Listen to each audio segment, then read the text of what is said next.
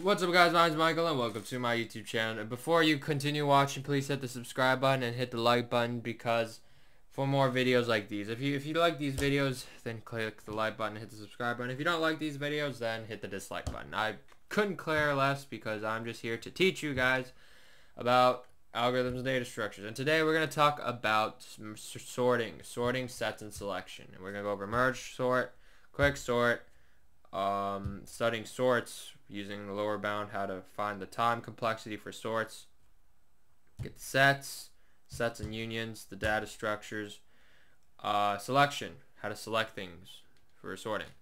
Alright, so today we're going to talk about Mergesort. So we present a sorting technique called Mergesort, which was described in a simple and compact way using recursion. So one way to do this is called divide and conquer. Mergesort is based on the algorithm design called divide and conquer.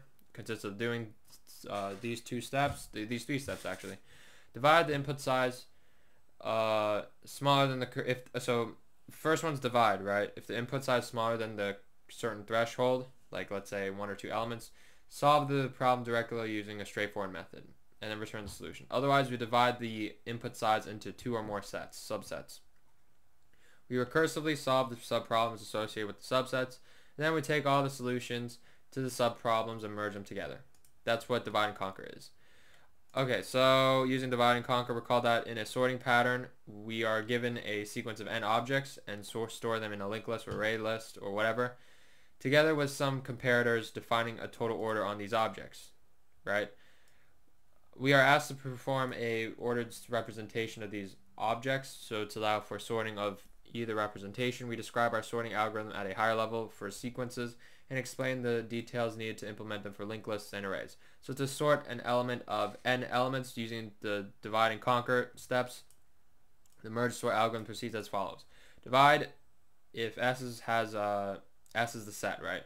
If S has 0 or 1 element, we return the set immediately. It means it's already sorted. Otherwise, if it has at least two elements, remove all the elements from S and put them into 2 sequences, S1 and S2, each containing about half of the elements of S. So that is S1 contains the first half and the S2 contains the second half of the elements, right? So we divide the set into 2 groups, one first half, the other one's the second half. We recursively sort the first 2 groups, right? The first group and the second half. Then we put them back together by merging them together. So in reference to the divide set, we recall that the notation of this means the ceiling, so it's the upper number of elements. So it's just around. This just means just around.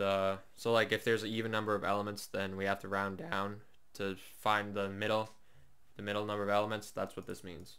All right. This just means dividing the set in half, and then recursively go to the left, try to sort them, recursively sort the rest, the right side. That's what this means. You can imagine the sort by means of binary tree, not a search tree, binary tree, right? We call this a Mergesort tree. Each node represents a recursive solution of the Mergesort algorithm. We associate the sequence S that is processed by the invocation associated with V with each node V of T. The children of node V are associated with the recursive calls that process the subsequences S1 and S2 of S. The external nodes of T are associated with individual elements of S, corresponding to instances of the algorithm that makes no recursive calls.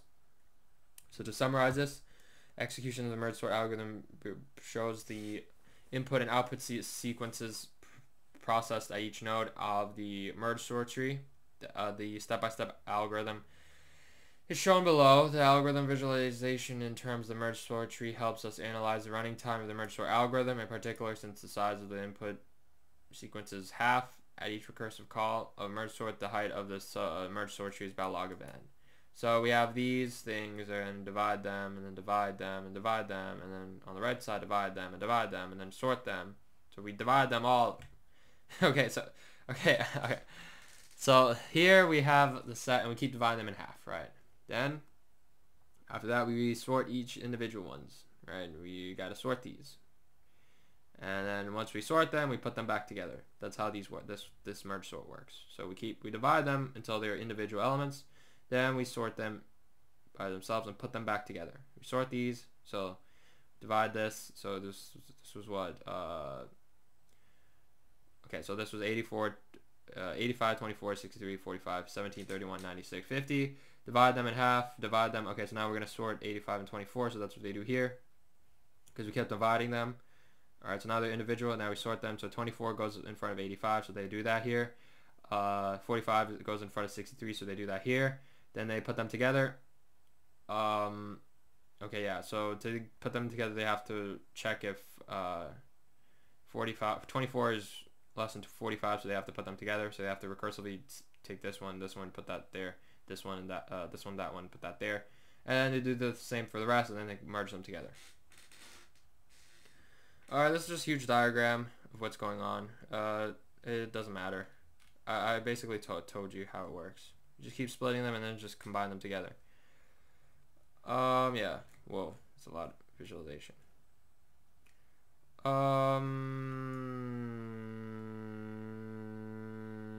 Okay, so dividing is simple. You just divide the number of elements by 2. The recursive call simply involve passing these smaller sequences as parameters. The difficult step is to conquer. That's the problem. Merging them together is the difficult step. Thus, we have to present our analysis of Mergesort and how it's done. Okay, so how do we merge them? So to merge two sequences, it's helpful to know that they are implemented as arrays or lists. We begin the array representation in this shown in this code.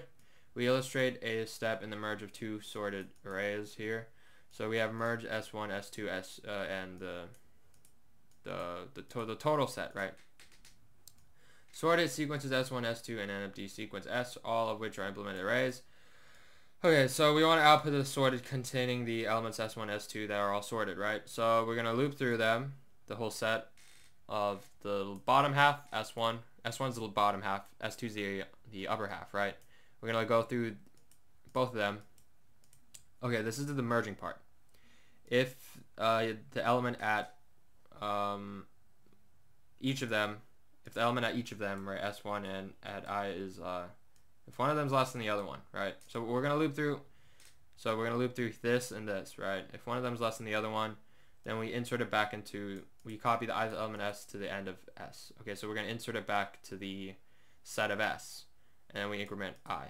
Okay, otherwise, we insert the other element, the other element from the second half back into the set of S, and then we increment it. And I think that's that.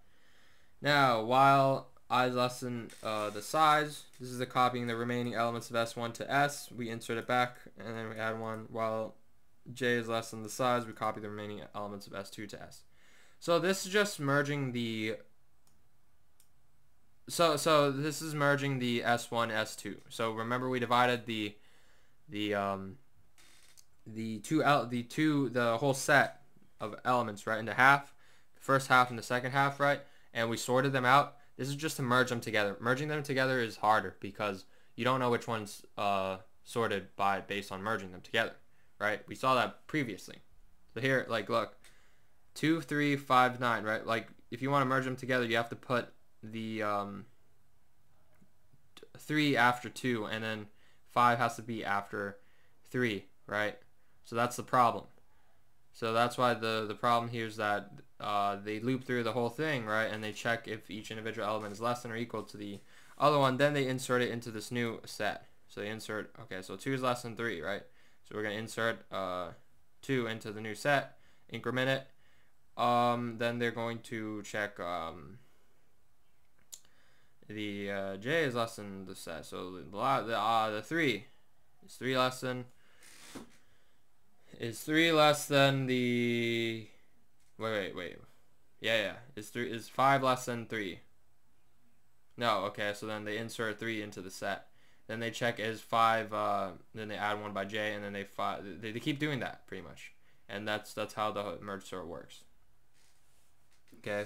So you're gonna loop through from 0 to 6 and 0 to 6, and we're gonna keep going through every single element, and we're gonna compare these two, and then. If whatever's less, we're going to add it to the new set.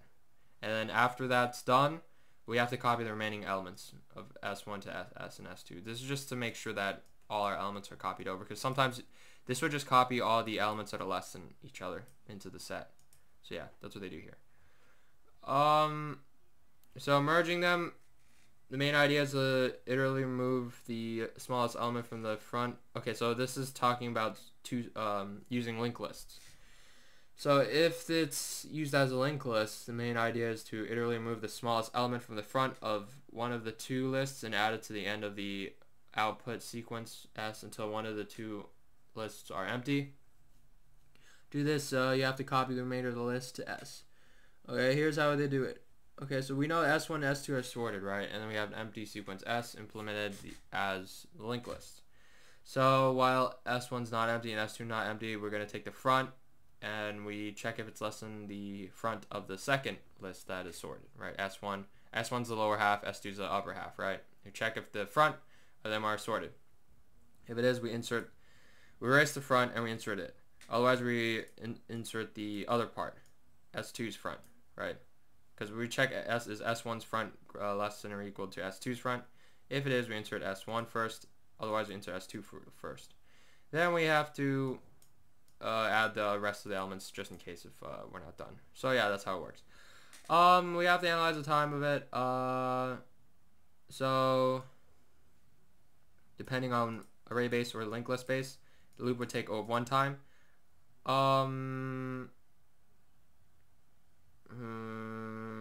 Okay, so since no insertions are performed on S1 or S2, this observation implies that the overall number of iterations of 3 loops is n1 plus n2, which is O of n1 plus n2. Okay, so that's that. Yeah, so this is how the linked list would work. So they go through here and they check which one's smaller and they insert into the new list. So here, 17 smaller than 24, right? So they insert 17 to the new list and they remove 17 from the front of S2. Then we check is 24 smaller than 31, right?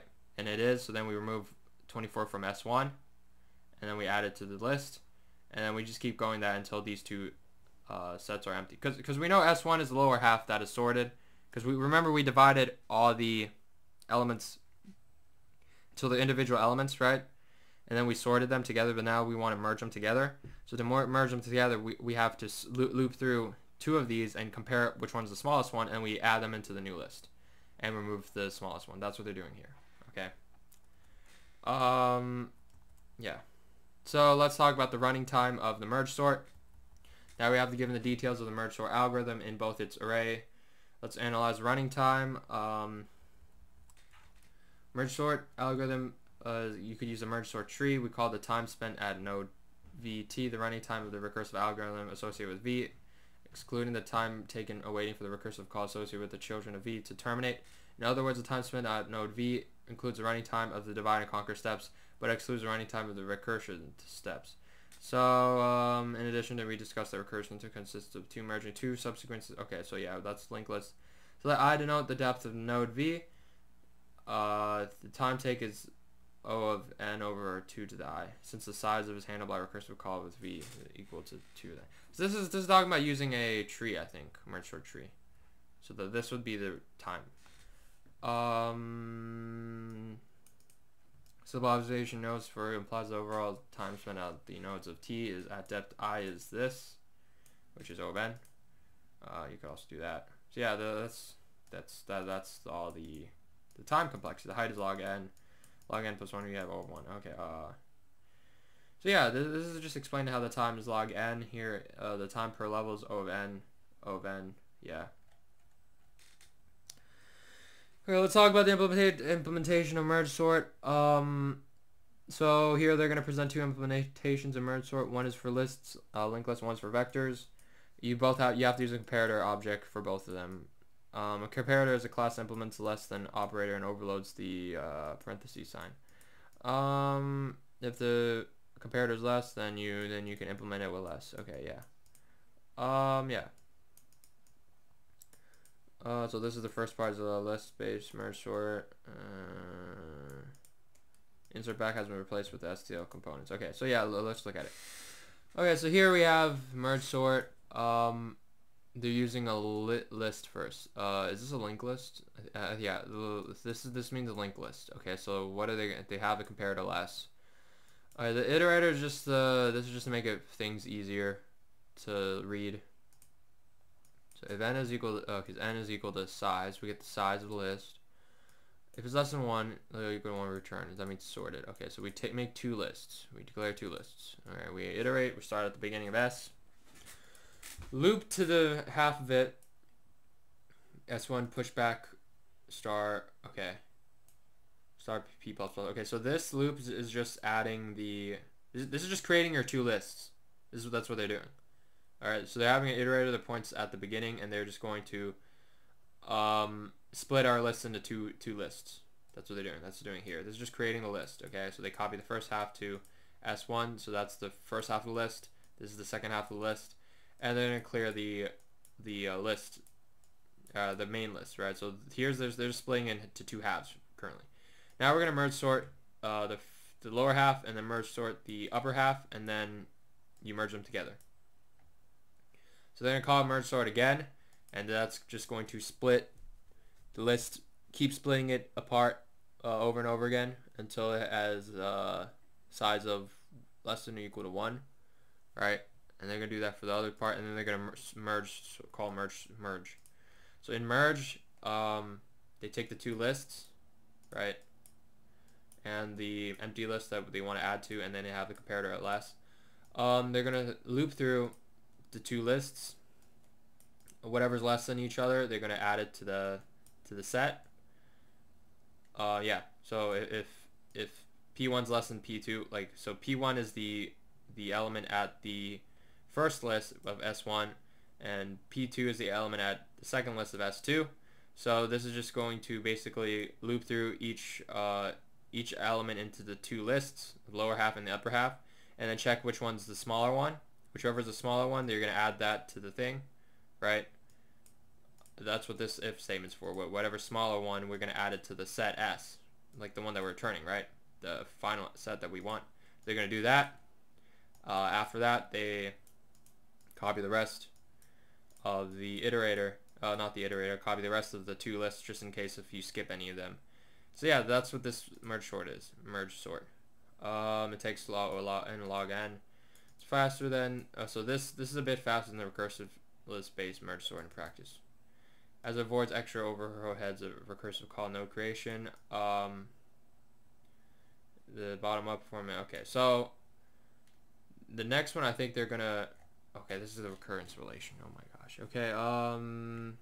Yeah, this is okay. This is just explaining how it works.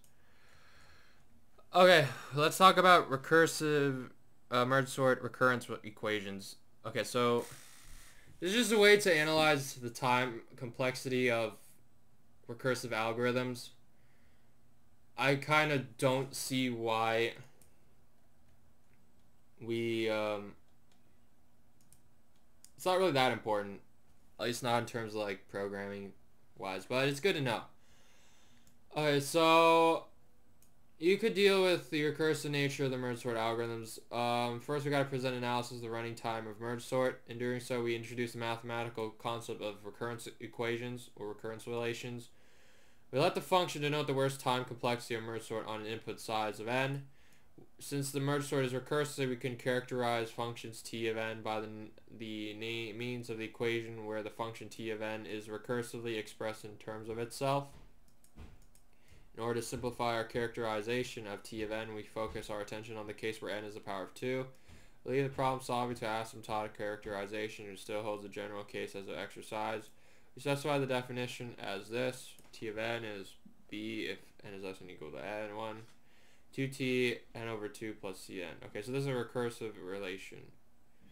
Since the function appears on both sides of the equation sign, although such a characterization is accurate and inaccurate, what we want is a big O type of characterization of t of n, which does not involve the function t of n itself. That is, we want a closed form of t of n. We can obtain a closed form of solution by applying the definition of recurrence equation, assuming n is relatively large. For example, after one or more application of the equation above, we can write the new recurrence for t of n as this. So this is just the worst case of merge sort. If it's less than or equal to 1, then it's b. Otherwise, it's you divide the number of elements by 2, you multiply by 2 because that's the worst case scenario. Then you add Cn as the what is Cn? I don't think they explain what Cn is. I think that's just the cost for adding them together or something. That's the cost of splitting them apart, I guess. I don't know. Okay. For example, we could obtain closed form by applying. Okay. So new recurrence relation is this. They don't really explain this. Okay. Whatever. Okay. So this one is using a vector instead of using a linked list, and let's just see how. I think this is fast, a little bit faster, because you don't have to do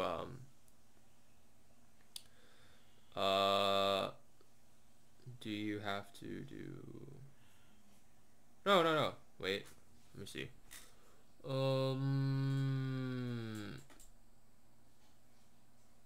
I think it's about the same. Well, it's basically the same thing. We create two vectors, we split the current list in half, and we copy them over, right?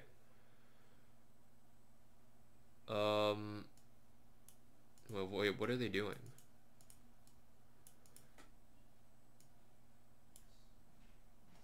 Okay, so then, no, wait, instead of doing that, okay, so they're going every other element of the list and merging them together, and then swap the input with the output. I don't know what they're doing here. Then copy the sort array to S. I actually have no idea what they're doing here. What are they doing here? No, this is the same. Whatever's smaller, you add it to the output. Then copy the rest over. Okay. Yeah. That's the algorithm, the time complexity. Okay. Alright, let's talk about Quicksort now. Alright, so what is Quicksort? The next algorithm we discuss is Quicksort. So like Mergesort, this algorithm is based on divide and conquer paradigm, but it uses the technique of somewhat opposite manner. All the hard work is done before the recursive call. So Quicksort sorts a sequence S using a simple recursive approach. The main idea is to apply divide and conquer technique, whereby we divide S into subsequences, recur to sort each subsequence, and then combine the sorted subsequence by a simple concatenation. In particular, the Quicksort algorithm consists of the following steps. Divide. If S has at least two elements, we divide it. Select a specific element X from S called the pivot point. We choose the pivot point X to be the last element in S. Remove all the elements from S and put them into three sequences. L storing the elements in S less than X. E storing the elements in S equal to X. G storing the elements in S greater than X. Of course, if the elements of S are all distinct, then E holds just one element, the pivot point itself. We recursively sort the elements S and G, and then we put them back together by conquering them. Okay, so this is kind of what it's like. So we pick a pivot point and we like everything less than it, go on the left side, everything right on it, go on the right side, then put them together. That's what it is. So it's like saying, it's like you go to a line on a supermarket and you're like, all right, everyone's names start with X, or let's say M. Last name start with M, go on the left side, last name greater than M, go on the right side. And that's basically what it is. And then you put them together. Unlike Mergesort, the height of the tree associated with the execution is linear in worst time. This happens because if the sequence consists of n distinct elements and is already sorted, then the standard choice of the pivot as the largest element deals a subsequent size of n minus 1, while the subsequent size E has size 1 and subsequent G has size 0. At each invocation of Quicksort, the size decreases by 1 and the height of the Quicksort tree is n minus 1. Okay, so here's the pseudocode. We're gonna perform this backwards and remove that. Okay, so this is how it works. Pick a pivot point. Which pivot point did they pick? I think they picked 50. Alright, so they picked 50 as a pivot point. Anything less than 50 go on the left side, anything less than 50 go on the right side. So these are the elements less than 50 on the left side, and these are elements greater than 50 on the right side. They're like, okay, let's pick the pivot point 31 on the left side now. Everything less than 31 on the left side, which is 24 and 17. Everything greater than 31 on the right side, which is 45. And then they picked the 17 as the pivot point. They're like, okay, so what's everything greater than less than 17? Nothing. Everything greater than 17 is 24, so we put that on the right side. So on this part of the list, they picked 96 as the pivot point, so everything less than 96 go on the left side, which is 85, 63. Everything greater than 96 on the right side, so that's nothing. Then they pick 63, and they say everything on the left side that's less than 63, less than the pivot point of 63 on the left side, greater than 63 is on the right side, 85. So that's what they do here. And then they put them back together. So now, because it's sorted, we put 24 and 17. Take the pivot point, because we picked 17 as the pivot point. Because nothing is on 17, then now we put 24 after 17, so that they do here. Because we picked 31, then that's sorted. Then we take the left side, then we add the pivot point, which is 31, and then the right side. So that's 17, 24, 31, 45, right here. And then now from this part, we do the same thing. Okay, we're gonna take nothing's less than the 63, right? So that we put nothing, and then we put the pivot point 63, and then we put 85. So that makes 63, 85. Then because we put pivot point 96, we know that everything this is less than 96.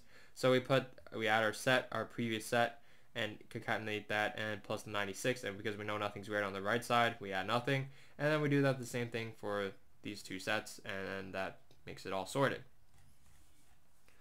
More representation. I don't feel like going over each one of them. That's a lot of representation. Okay, so how does this work?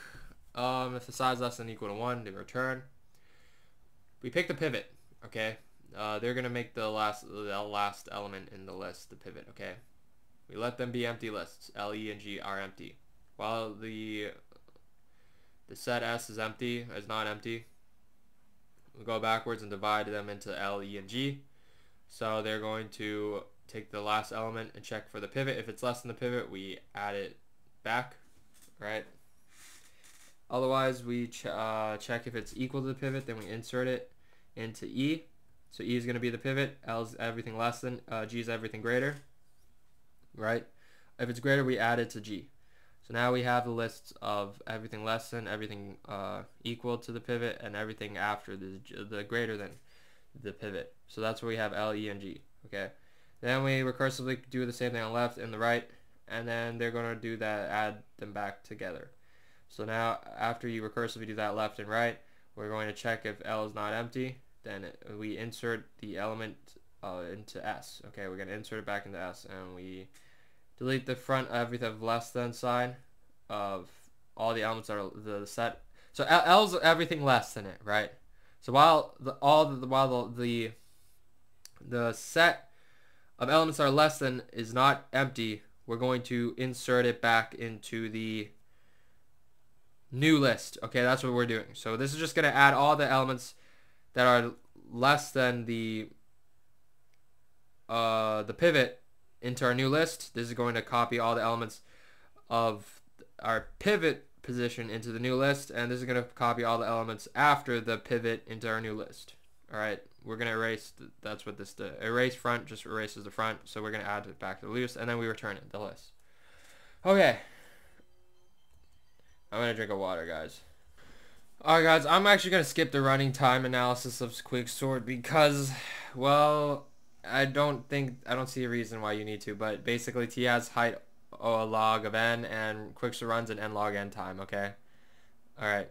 So let's talk about randomized quicksort. So one common method for analyzing quicksort is to assume that the pivot always divides the sequence almost equally. We feel that such an assumption would presuppose the knowledge about the input distribution that is typically not available. However, for example, we would have to assume that we will rarely be given almost sorted sequences to sort, which are actually common in many applications.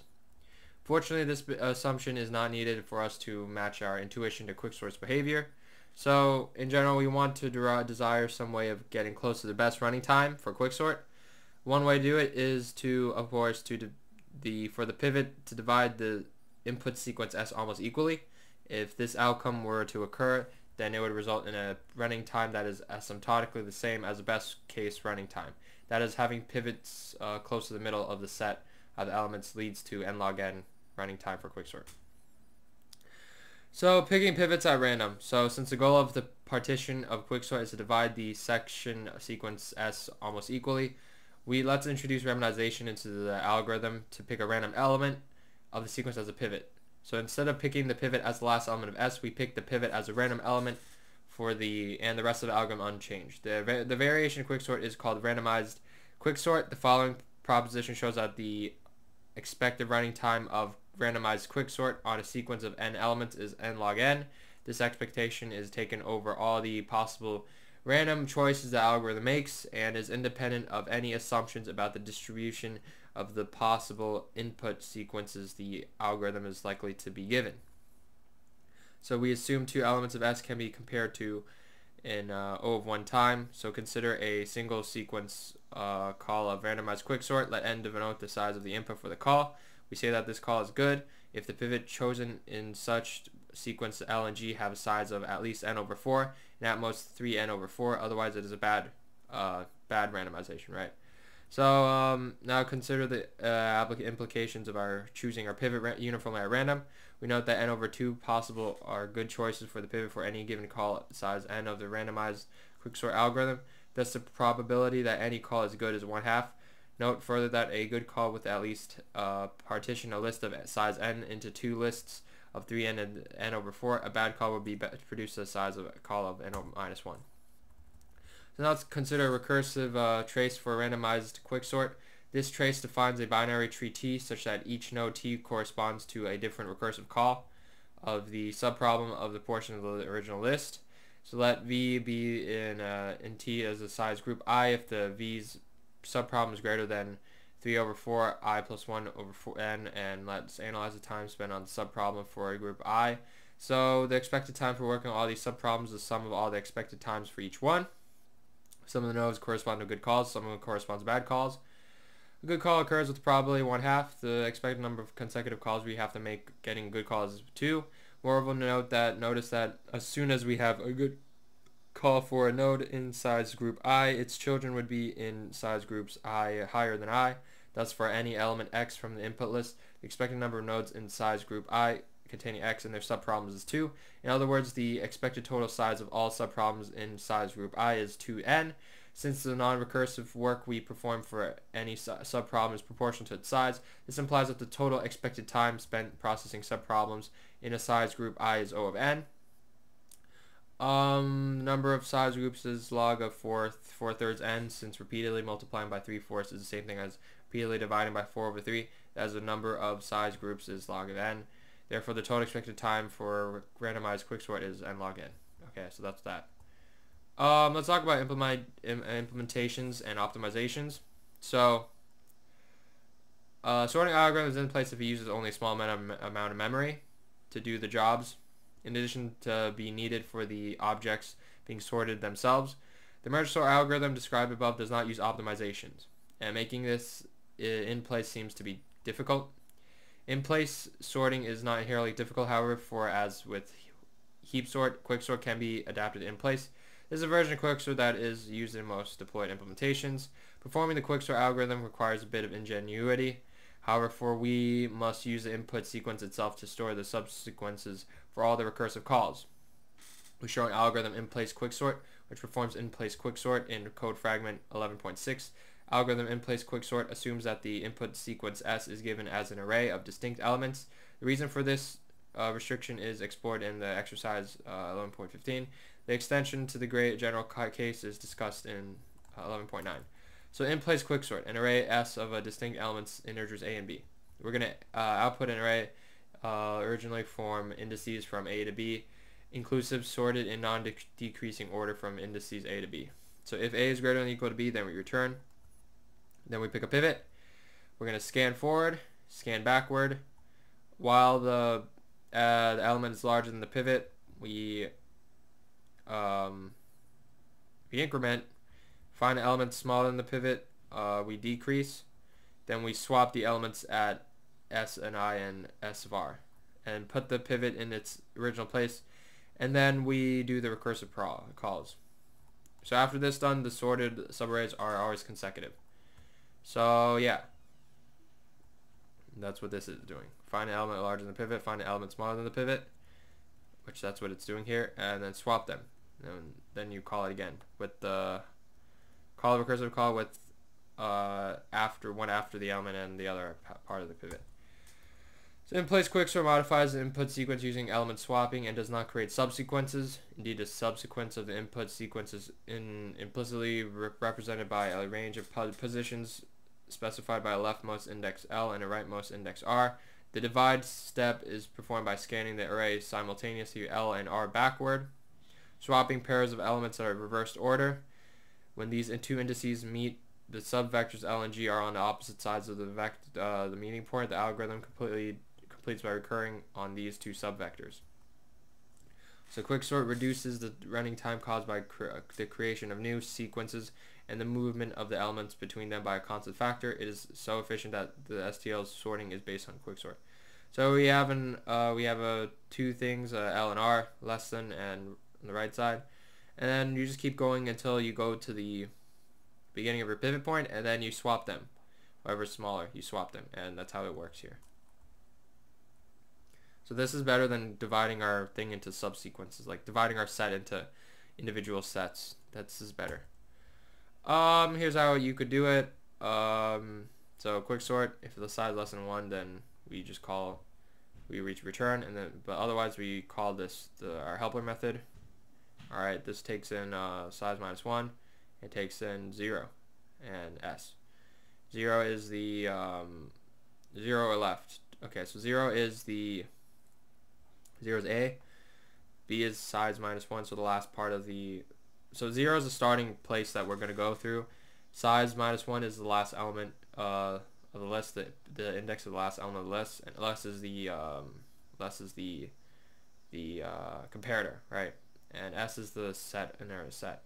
So if our starting value, which is the beginning, is greater than or equal to B, is greater than or equal to B, return, because that means you're done, right? We're going to pick the pivot to be B, right? The last element of B. Then we're going to start at A and go to B, while we're going to start A and go to B minus 1. B minus 1 is the element right next to B, right? The left side, one less than B, right? We're going to loop through them, and if it's less than it, then we scan right until it's larger, right? So this loop keeps scanning right until it finds a value that's larger, and this loop scans left until it finds a value that's smaller, right, than the pivot. Then once the value's smaller than the right, we swap them, okay? And we're going to keep doing that. So this is a better way of quicksorting. Basically, you pick the two elements on the left and right, and then you keep going down until you go to your pivot, and you swap them, whatever that's smaller. And then we recursively do that on both sides of L minus 1, which is the one before the L, and L plus 1, which is on the right side L. Quicksort is getting to C's A and B, which indicates the bounds of the subvector to be sorted. The pivot element is chosen to be the last element of vector. The indices L and R mark the left and right ends of the subvectors being processed in the partitioning function. They are initialized to A and B minus 1 respectively. During each round, the elements that are on the wrong side of the pivot are swapped with each other until these markers bump into each other. Efficiency depends on how the pivot's chosen. A choice of setting the last element relies on the assumption that the last element is reflective of the medium key value. To be better choice, if the subvector is moderately large, is to select the pivot as a medium of 3 values from the middle 3 heuristic. Tends to perform well in practice, but is faster than selecting a random pivot through a random number generator. Let's look at studying sorting through algorithmic lenses. First, I'm going to get a drink of water, and then I'm going to go over this. So let's talk about studying sorting through algorithmic lenses. So recap our discussion on sorting to this point. We have described several methods for either worst case or expected running time n log n on an input sequence of size n. These methods include Mergesort, Quicksort, and described in this chapter, as well as heap sort. So in this section, we're going to study sorting as an algorithm problem, discussing the issues of sorting algorithms. So lower bound for sorting. A natural first question to ask is whether we can sort any faster than n log n. Interesting, if the computational primitive used by a sorting algorithm is the comparison of two elements, then this is in fact the best we could do. Comparison-based sorting has n log n worst case lower bound on the running time. Recall the notion of I forgot what this is called, but it's one of the, I think it's a worst case. This is the notation, right? To focus on the main cost of the comparison-based function sorting, let's count. We're going to only count comparisons for the sake of lower bound. So suppose we're given the sequence of this S that we want to sort, and assuming that all the elements of S are distinct, that is not really a restriction since we're lowering on the bound. We do not care if S is implemented as an array or linked list for the sake of our lower bound, because we're only counting comparisons. Each time a sorting algorithm compares two elements, it asks, is that value less than the value, right? There's two outcomes, yes or no. Based on the results of the comparison, the sorting algorithm may perform some internal calculations and eventually perform another comparison based on two other elements. So that has two outcomes. Therefore, we can represent a comparison-based sorting algorithm with a decision tree called T. Each internal node V of T corresponds to a comparison in edges from the nodes V prime to its children. Correspond to the computations resulting from either yes or no. So it's important to note that the hypothetical sorting algorithm in question probably has no explicit knowledge of the tree, but the tree simply represents all the possible sequences of the comparisons that a sorting algorithm can take. So each possible initial ordering called permutation of the element in S causes our hypothetical sorting algorithm to execute a series of comparisons, traversing a path from T to the root to some external node. So we're going to associate each external node V in T, and then the set of permutations of S that cause our sorting algorithm to end up in V. The most important observation in our lower bound argument is that each external node V in T can represent the sequence of comparisons for at most one permutation of S. The justification for this claim is simple. If two different permutations P1 and P2 of S are associated with the same external node, then there are at least two objects xi, xj, such that xi is before xj, okay, in P. But xi is after xj in P2. So P1 and P2 are permutations of that node, right?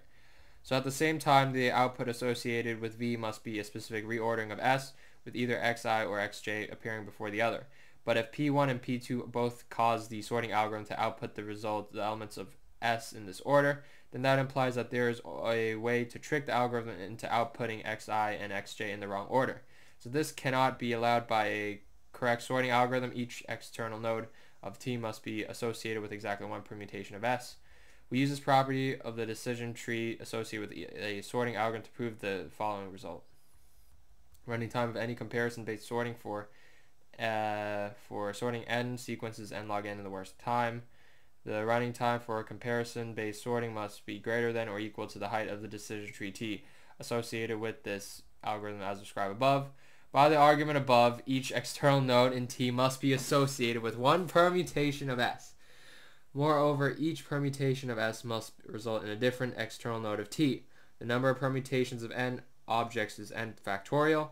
Thus, T must have at least n factorial external nodes. The height of the tree must be at least log of n factorial. This immediately justifies the proposition that there is at least n over 2 terms that are greater than or equal to n over 2 in the product n factorial. So log n factorial is greater than or equal to log n over 2 to the n over 2. Okay. And that's, okay, so that's the number of comparisons, okay. Okay, so there's also, so in the previous section we showed that n log n time is necessary in the worst case to sort an n element sequence with a comparison-based sorting algorithm. A natural question to ask is whether there are other kinds of sorting algorithms that could be designed to run faster than n log n. Interesting, some algorithms exist, but they require special assumptions of the input sequence to be sorted. Even so, such scenarios often arise in practice, so discussing them is worthwhile. In this section, we consider the problem of sorting a sequence of entries, each a key value pair, where the keys have a restricted type. So,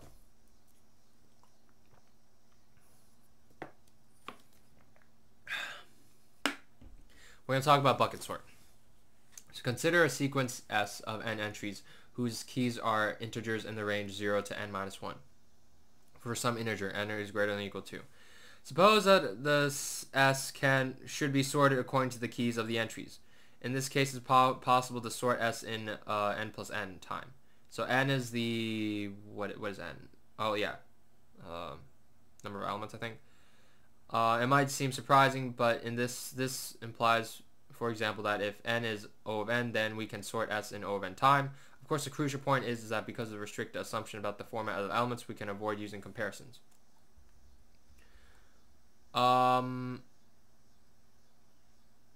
Okay, wait, I don't get why you could avoid using comparisons.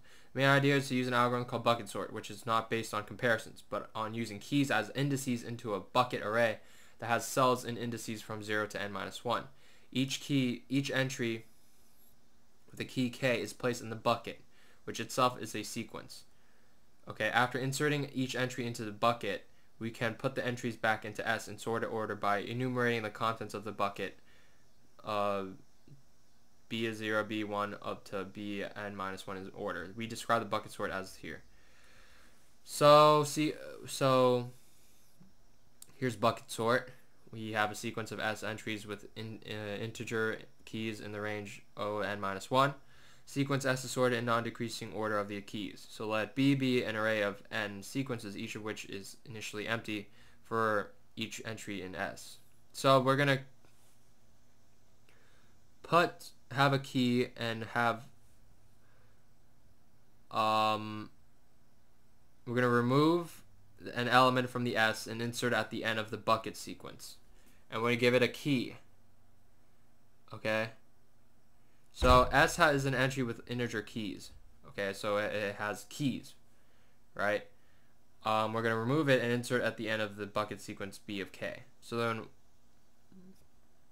we're going to loop through it, and for every entry E in the sequence B of I, we're going to remove E from B of I, insert at the end of S. So basically this is just reordering it.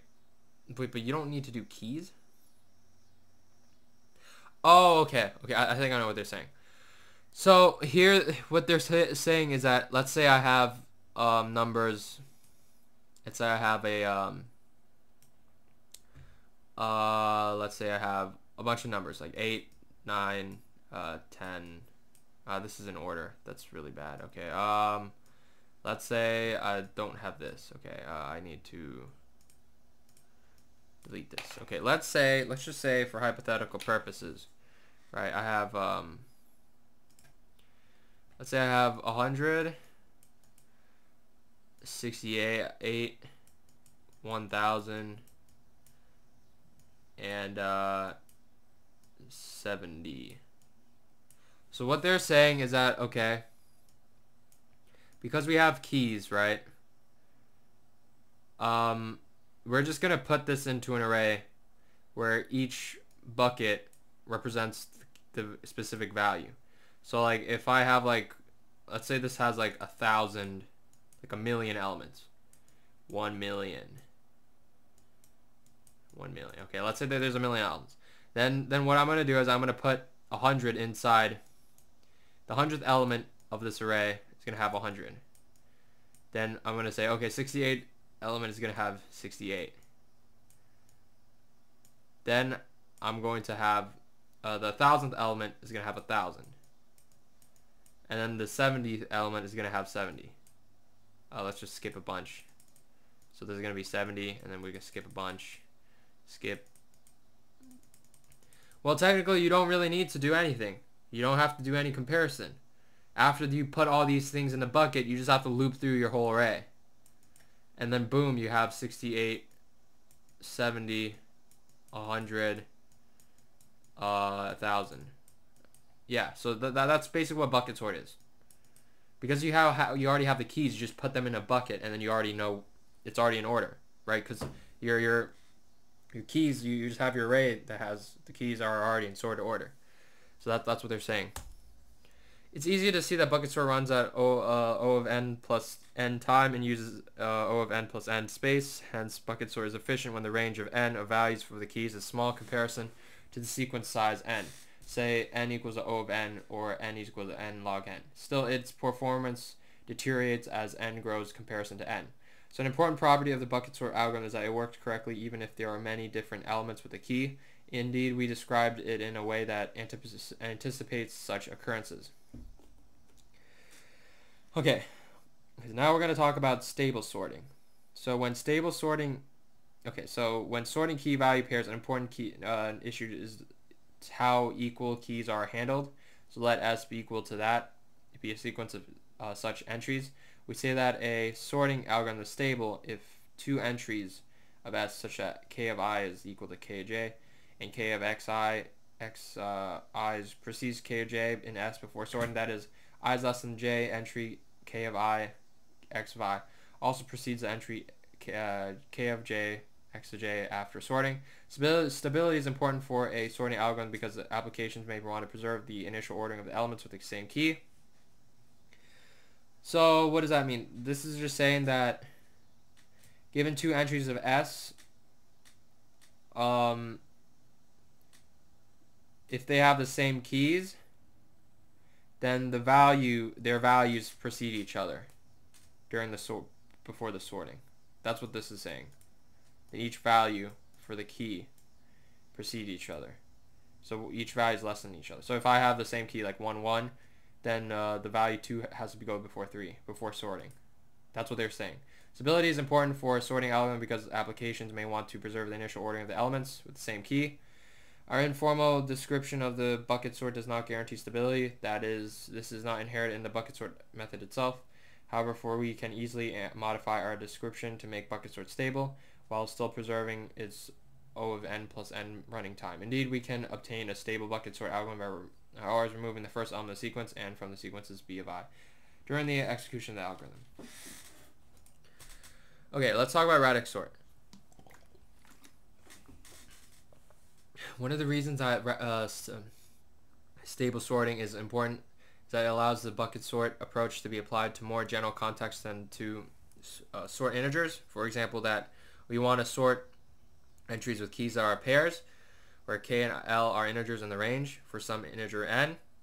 In such a context as this, it is natural to find an ordering on these pairs using the lexicographical dictionary convention, where k of l is k of 1, l of 1 is less than k of 2, l of 2 if k of 1 is less than k of 2, or k of equal to l of 2 and l of 2 is less.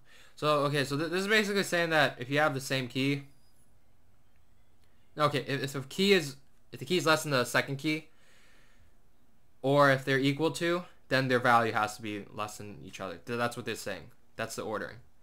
This is a version of the lexical comparison applying to strings which generalize to tuples.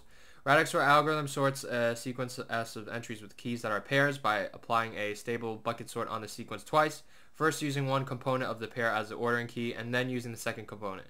But which order is correct? Should we first sort on the k's first component and then sort on the l's, or should we turn it the other way around? Before we answer the question, we consider the following example. Considering the following sequence S, we show only the keys, S equal to that. If we sort S stably on the first component, then we get the sequence of this. If we then stably sort the sequence using the second component, then we get this. And that's because of, on the first component, they're just saying that they maintain the original order, okay? That if you have the same key, whatever original order stays there. So because 5 was less than 2, the original order stays there. Based on the second component, what they mean is that if your key is less than the second key, then that means that your actual value has to be less than or equal to the second value. So 2, because it's 1, 2, because 1 is less than 2, the values their values have to be less than or equal to this value for the key 1 has to be less than or equal to the second value. That's what they're saying here.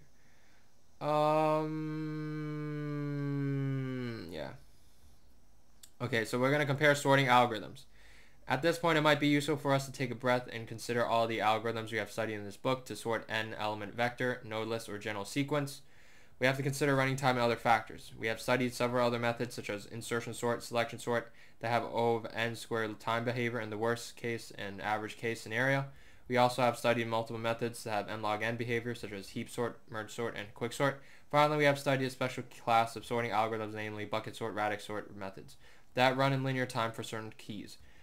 Certainly the selection sort is a poor choice in any application and runs n squared time, but of the remaining sort algorithm, which is the best. As with many things in life, there is no clear best algorithm sorting method from the few candidates. The sorting algorithm best suited for a particular application depends on several properties of that application. We can offer some guidance and observations before based on known properties of the good sorting algorithm. So, insertion sort, if implemented well, the running time insertion sort is n plus m, where m is the number of inversions, which is the number of pairs of the elements out of order. Thus, insertion sort is an excellent algorithm for sorting small sequences, such as less than 50. Because insertion sort is simple to program and quick, small sequences necessarily have few inversions. Insertion sort is quite effective for sorting sequences that are almost sorted. By almost, we mean the number of inversions is small. But it has n squared performance of insertion sort. It makes it a poor choice outside of special context. Merge sort, on the other hand, runs n log n in the worst time, which is optimal for comparison-based sorting. Still, experimental studies have shown that since it is difficult to make merge sort run in place, the overheads needed to implement merge sort makes it less attractive than the in-place implementations of merge sort and quicksort for sequences that can fit entirely in a computer's main memory. Even so, merge sort is an excellent algorithm for situations where input cannot fit into main memory but must be stored in blocks on an external memory device such as a disk. In these contexts, the way that merge sort processes run out of memory makes the best use of all the data brought into main memory in a block from disk. Thus, external memory sorting the merge sort tends to minimize the number of disk reads and writes needed, which makes the merge sort algorithm superior in such contexts. Oh, okay. So let's talk about quicksort. Experimental studies have shown that if input sequence can fit entirely in main memory, then the input in-place versions of quicksort and heap sort run faster than merge sort. The extra overhead needed for copying nodes or entries puts merge sort at a disadvantage to quicksort and heap sort in these applications. In fact, quicksort tends on average to beat heap sort in these tests. So quicksort is an excellent choice as a general purpose in-memory sorting algorithm. Indeed, it is included in the quicksort library and C libraries. Still, it's O of n squared for the worst time complexity. Let's talk about heap sort. A real-time situation can be performed sorting an sorting operation, and the input memory can fit into main memory. Heap sort algorithm is probably the best choice. Runs n log n choice, worst case, and can easily be executed in place. All right, let's talk about bucket sort and radix sort. Finally, if our application involves entries with small keys, then bucket sort or radix sort is an excellent choice because it runs O of d n plus n time, where O of n minus 1 is the range of integer keys, and d is equal to 1 for bucket sort. Thus, if d is n plus n is significantly below the n log n function, then this sorting method should run faster than even quicksort or heap sort. Thus, our study of all these different sorting algorithms provide us with a necessary engineering toolbox. Okay, so now that we talked about sorting, let's talk about sets and unions and find structures. Let me just quickly do something first. Yeah. So we're going to talk about sets and unions and find structures. Let me get a drink of water. Alright guys, we're going to talk about sets, unions, and find structures. So in this section, we already studied sets and unions, but we're going to define them better. A set is a collection of distinct objects that there are no duplicate elements, and there is no explicit notion of keys or even in order. Even so, if the elements in a set are comparable, then we can maintain sets to be ordered. Fundamental functions of the set ADT for set S are the following. Insert E inserts E into S and returns the iterator referring to its location. If the element already exists in the operation, is ignored. Find if the set contains E, returns an iterator referring to the entry. Otherwise, it returns N. Erase removes the element E from S. The begin returns an iterator to the beginning of S. Return returns an iterator to an imaginary position just beyond the end of S. The C++ standard template library contains all of these functions. It actually implements an ordered set and follows the other operations as well. Lower bound returns an iterator to the largest element less than or equal to E. Upper bound returns an iterator to the smallest element greater than or equal to E. Equal range returns an iterator range of elements that are equal to E. So STL template is templated with the element type.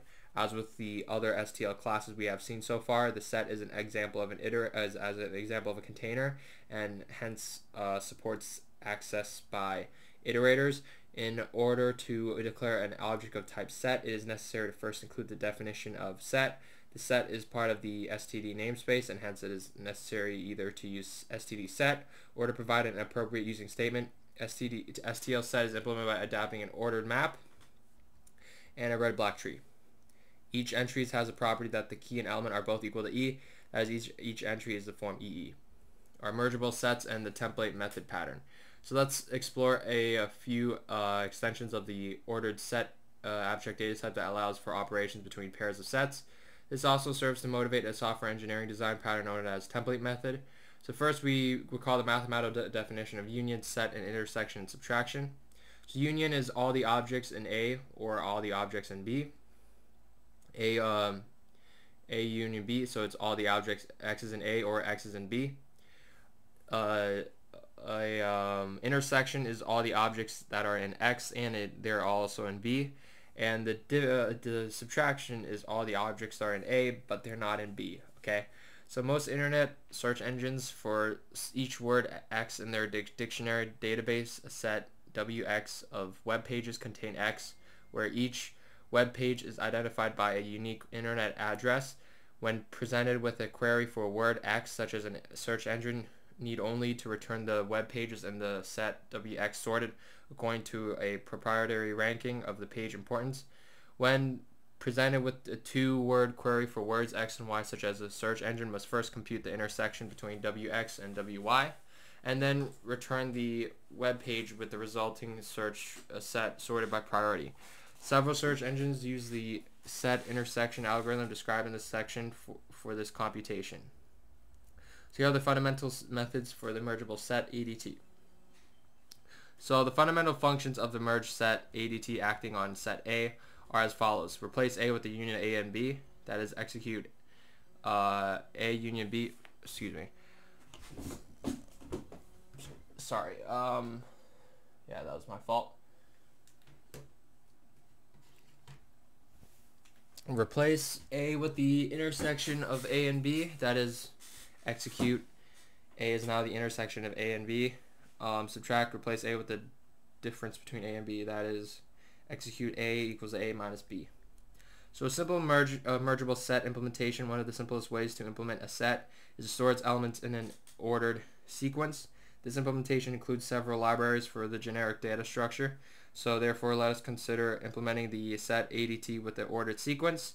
Any consistent total order relation among the elements of the set can be used, provided the same ordering is used for all the sets. So we implement each of the three fundamental set operations using a generic version of the merge algorithm that takes an input, two ordered sequences representing the input sets, and constructs a sequence representing the output set, be it the union, the intersection, or subtraction of the input sets. Incidentally, we have defined these operations so that they could modify the contents of the set A involved. Alternatively, we could have defined these functions so that they do not modify A, but return a new set instead. A generic merge algorithm iteratively examines and compares the current elements A and B of the input sequence A and B respectively, and finds out whether A is less than B, equal or greater. Then, based on the outcome of this comparison, it determines whether it should copy one of the elements to the end of the output sequence C.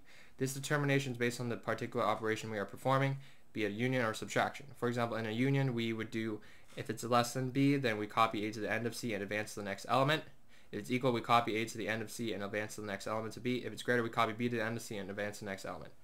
So the performance of a generic merging. Let us analyze the running time of a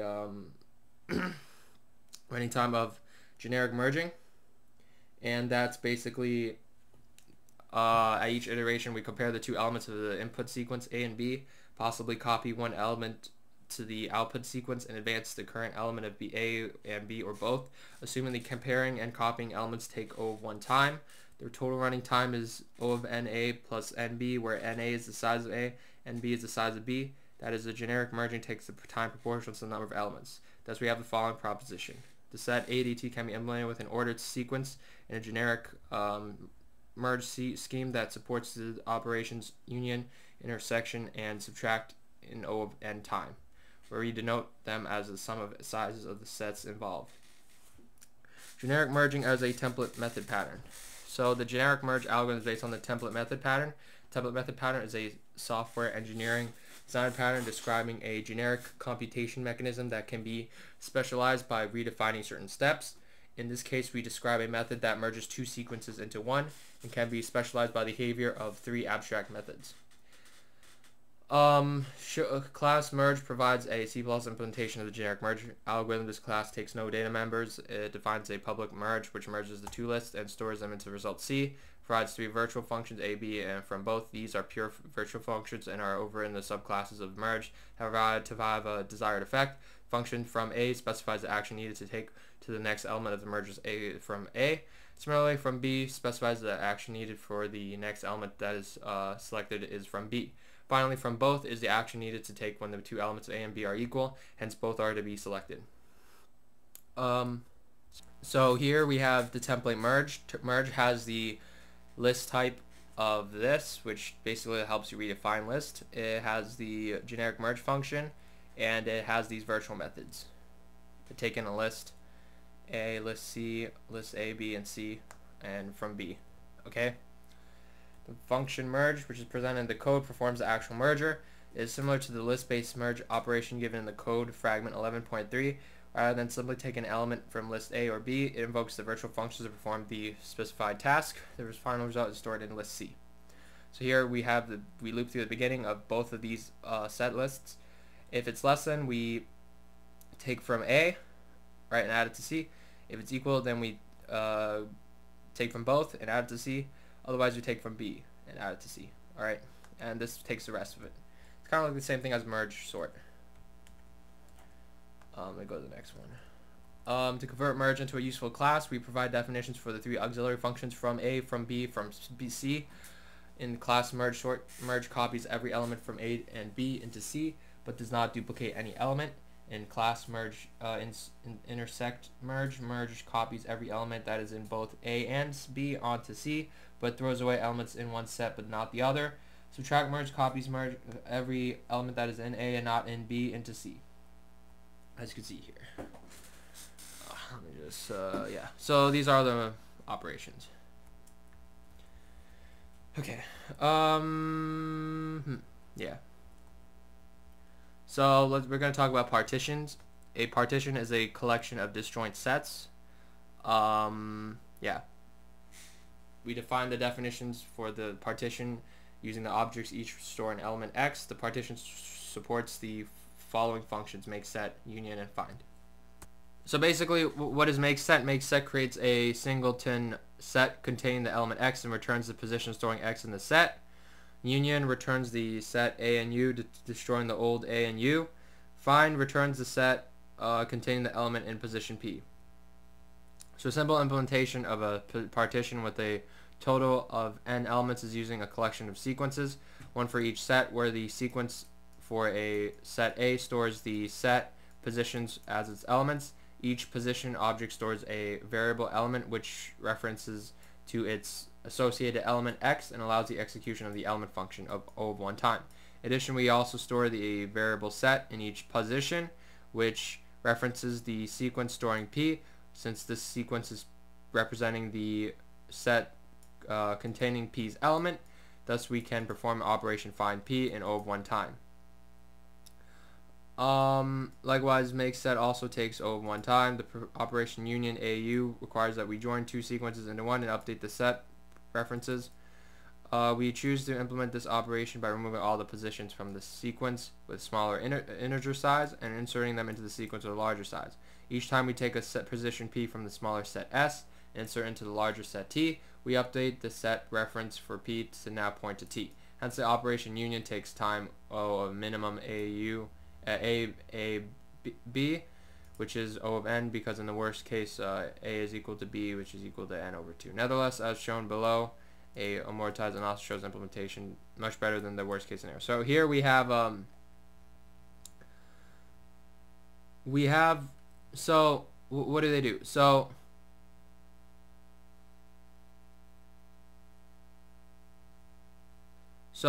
each of the partition of a total n elements uses a collection of sequences, right? So to get A, if you want to return the set of A, right, well, you could just do A.element, and you could probably get your immediate value in O of 1 time. So the sequence implementation of the partition consists of 3 sets A, B, and C. So 5, I'm kind of curious how they get the 5th, like if you want to get the element 4. That's what I'm curious about. So we want to store a set in each position. References, in this case, is represented by set containing P's element. Thus, we could perform operation find by following the set reference for P. Set reference to P. How's it O of 1 time? Don't you have to search through it? Let me see. Let me reread this again.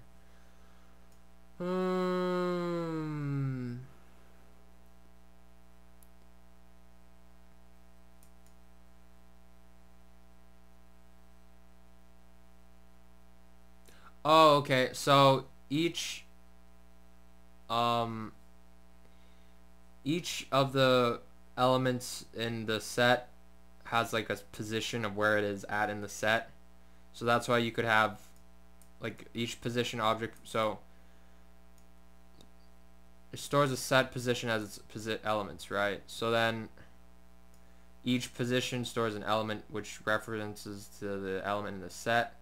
So if you want to get the elements, it's O of 1 because they have the position where it's at in the set.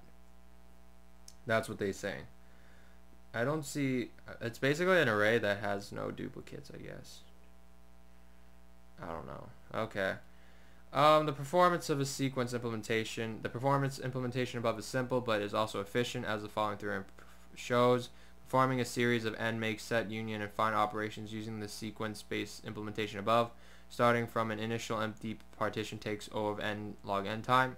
We use a counting method and assume that $1 will pay for the time for an operation make set, or the movement of a position object from one sequence to another in a union operation. In the case of a find or a make set operation, we charge the operation itself $1.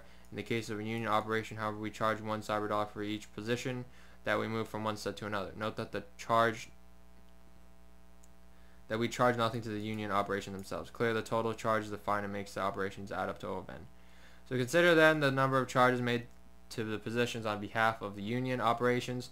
The important observation is that each time we move a position from one set to another, the size of the new set at least doubles. Thus, each position is moved from one set to another at most log of n time. Hence, each position can be charged at most log of n time. Since we assume that the partition is initially empty, there are O of n different elements referenced in the given series of operations, which implies that the total time of all unions is log of n log n time.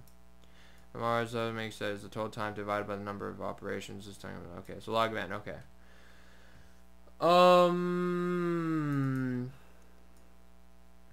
Find the worst case over 1 time. The running time of the operation was a computation bottleneck. Or as so an alternative way to use this is using a collection of trees to store the n elements in sets, where each tree is associated with a different set. In particular, we can implement each tree with a linked list data structure, where the nodes are themselves the set position. So we still view each position P as being a node having the variable element referring to its element X and the variable set referring to a set containing X as before. But now we also view each position P as being a set data type. Thus the set reference of each position can point to a position, which could even be P itself. Moreover, we implement this approach so that all of the positions and their respective set references together call a collection of trees. We associate each tree with a set. For every position P, if P's set reference points back to P, then P is the root of the tree, and the name of the set containing P is P. Otherwise, a set reference for P points to P's parent in the tree. In either case, the set containing P is one associated with the root of the tree containing P. So with this partition data structure, we call the position arguments P and Q respectively represents the sets A and B. We perform this operation by making one of the trees a subtree of the other, which can be done O of one time. Operation find for the position is walking up the tree. Root of the tree containing the position of P, which takes O of n worst time. The implementation may seem no better than the sequence-based data structure. We add the following two simple heuristics to make it faster. Store each position node P, the size of the subtree node at P. In a union operation, make the tree of the smaller set become a subtree of the other set. Update the size root of the supporting tree. Okay, so that's what they're doing here. N log n, which is the inverse of the towers of 2, log of n. Okay, so yeah. Alright, let's talk about selection. So what is selection? Well, sometimes we want to identify some element in terms of the rank relative to the order of the entire set. So for example, finding the medium, which one is like the middle number of the whole set, or finding asking anything like ordered statistics. Okay, so defining the selection problem. In this section, we're going to discuss the general order statistic problem of selecting the kth smallest element from a unsorted collection n elements. This is known as selection problem. So you want to find the kth smallest element from a unsorted collection of n problems. Okay, n elements. Of course, we could solve this problem by sorting it and then indexing it. Using the best sorting algorithm, this approach would take n log n, which is obviously an overkill for some cases where k is 1 or k is equal to n.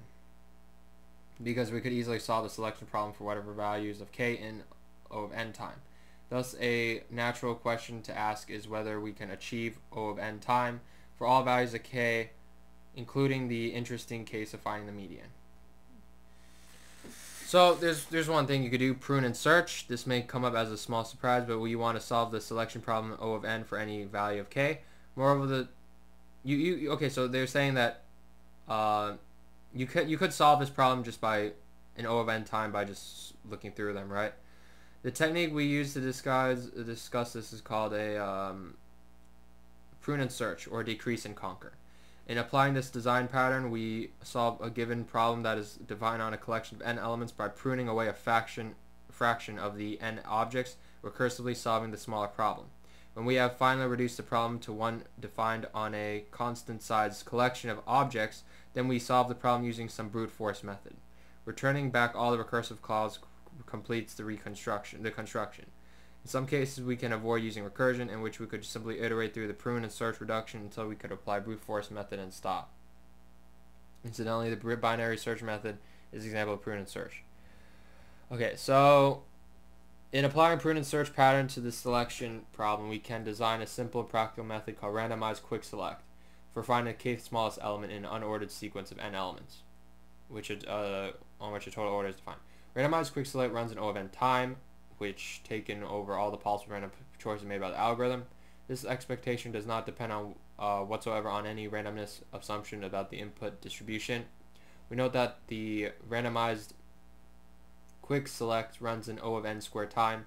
In the worst case, the justification of this is left as an exercise. We also provide an exercise for modifying randomized quicksort to get a deterministic selection algorithm that runs O of n worst case time.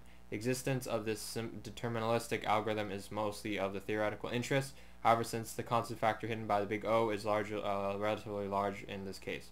Suppose we're given an unsorted list K, unsorted sequence S of n elements to gather an element of K as an element of 1 to n. At high level, the quicksort algorithm for finding kth smallest element in K, S is similar to the structure to the randomized quicksort algorithm described in section 11.2.1. So we pick an element x from S at random and use it as a pivot to subdivide S into 3 smaller tasks. Things are less than, equal, or greater. Storing the elements of S less than, equal to, greater. This is a prune step. Then we, based on the value of k, we determine which set is to recursively go on. So this is how you describe it. Quick select, we have a sequence of S of n comparable elements in an integer between 1 to n. We want to find the kth smallest element of S. Well, if it's 1, then we return the first element. So we're going to pick a random pivot of x, of S, right, and divide into 3 subscripts. Anything's left is the left side, everything's equal to the pivot, store it, everything greater than it on the right side, right? If k is less than or equal to whatever's less, right? Okay, if k is less than or equal to the magnitude of the elements in S that are less than x, then we quick select on the left side. If k is less than or equal to the elements on the left plus equal to it, then you return x. Each element in x in E is equal to x. Okay? Otherwise, note the new selection parameter. We go on. So if I want to find the 4th smallest element, I'm going to take 4 minus the magnitude of L minus the magnitude of E and have that be the quick select. Okay. That's kind of strange. Okay, whatever. So we're going to analyze randomized quick select. Showing the randomized quick select runs an O of n time requires a simple probabilistic argument based on the linear of expectation, which is if x and y are random variables and c is a number, then the expected value of these random values, you could add them together. This is just saying like the probability of choosing x and y is the probability of x plus the probability of y. That's what they're saying here. And if c is a number, then if the probability of choosing x, c of x is equal to c times the probability of choosing x. So to use e of x, my fault. Use e of z to denote the expected value of the expression z. Let t of n be the running time of the randomized quick select on the sequence of size n. Since this algorithm depends on the random events, its running time t of n is a random variable. We want to bound e of t of n, the expected value of t of n. Say that a recursive invocation of our algorithm is good if it partitions S so that the size of L and G is at most 3/4 of n. Clearly, a recursive call is good with probability 1/2. Let G of n denote the number of consecutive recursive calls we make, including the present one, before we get a good one. Then we can characterize T of n using the following recurrence equation. So T of n is less than or equal to B of n times G of n plus T of 3n over 4, where B is greater or equal to 1 is a constant. Applying the linearity of the expectation for n is greater than 1, we get this. Okay, whoa. This is a good recursion of probability 1/2. Okay, I kind of don't understand what they're doing now. Okay. Convert this in the form, we apply this inequality. What? Where did they get this from? Okay, I don't feel like analyzing this. Alright, so that's basically it. Please rate, comment, subscribe. I kind of breezed through all the randomized problems, the ones where it's like you have to analyze the algorithm. But please rate, comment, subscribe. That was all of the sorting, sets, and selection. Hope you guys enjoyed this video. Hit a like if you enjoyed watching, and